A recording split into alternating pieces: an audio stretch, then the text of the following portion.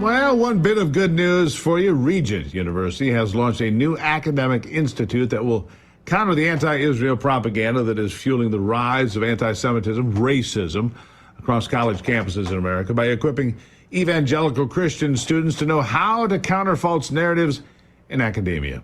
The Institute for Israel Studies launched this month within the Robertson School of Government and is scheduled to provide educational offerings for Christians who are pro-Israel this fall. Shortly after Hamas brutally attacked innocent Israeli citizens, a donor came forward agreeing to fund the institute during its first 5 years of operation. That is good news. One professor at the university stated that he wants Christian students to feel empowered and to stand in support of Jewish students as well. Here to discuss all of this is the host of Church and State, Lucas Miles. Lucas, it's good to see you, and it's good that somebody's standing up for what's right, finally.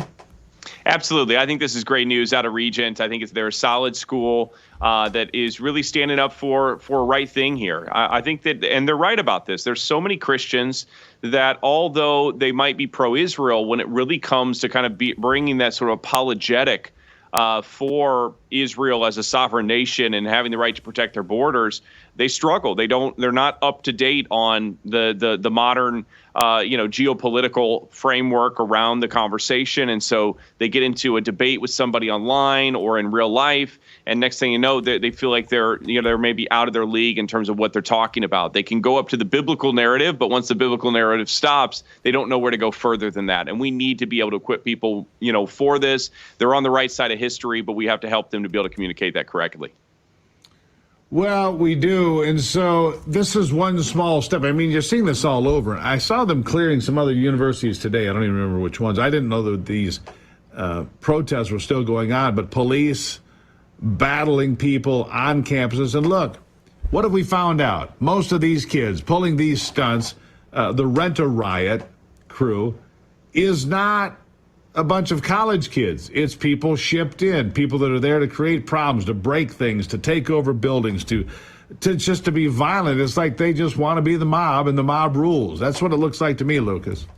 100%. I mean, look, we're seeing where these battles are being fought, and they're being fought, within the colleges, of our nation. And I think that it's important that we recognize that, look, this is going to keep happening until we do something at that collegiate level to really be able to start changing that narrative. And I think that you're right. There are people that are coming from the outside that are trying to impact students and really change the mindset there at these colleges and present themselves as if they're college students. And most of the time, it appears to be that they're not.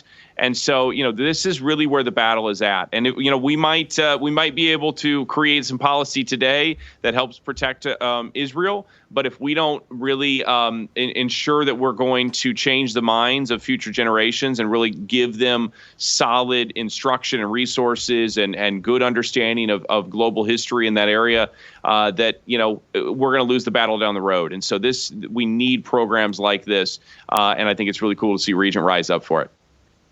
So how do we change those minds? Look, the problem that we face here is that many of these kids have been bombarded with left-wing BS from the time they got to preschool. They're in the pre-K classes, then they get bombarded with more nonsense, whether it's, the world's coming from climate change, or, communism is good, or there's nothing, it's just nonsense, and Israel is bad.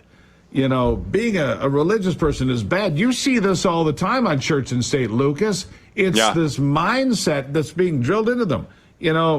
China teaches them to love their country. America teaches us to hate our country. Gee, I wonder how this is going to turn out.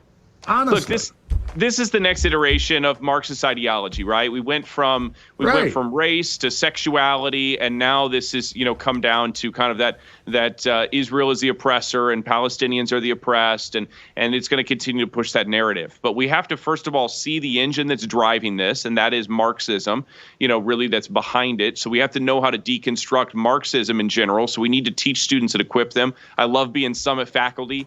Summit does a great job of teaching worldviews and really equipping that next generation to be able to understand these things. And I think we need all young people to understand the fallacy that Marxism is, and really the false religion ultimately that it is. It's an upside down religion where man is at the center. Man has become God.